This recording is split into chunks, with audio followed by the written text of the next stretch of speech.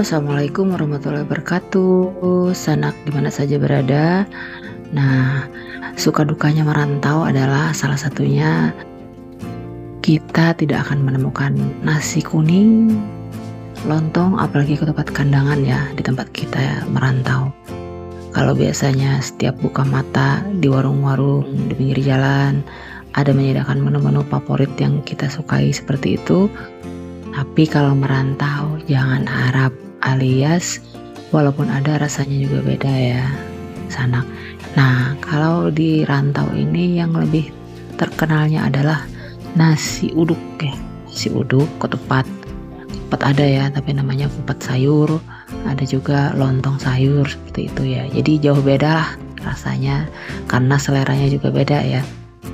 Nah, jadi buat kawan-kawan yang mau merantau, salah satu yang akan terasa banget perbedaannya nanti adalah ketika pagi-pagi kebingungan mencari menu untuk sarapan pagi. Dan itu terjadi pada ulun ya, Sanak. Biasanya pagi ada nasi kuning, lontong, bahkan ketupat kandangan. Sekarang cukup menelan ludah saja dengan mencoba menikmati varian yang sudah tersedia di mana kita tinggal.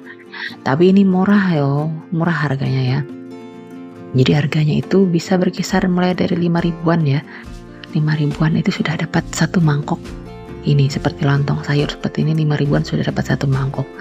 Kecuali kalau kita tambah telur, tambah topping-topping lain baru harganya disesuaikan.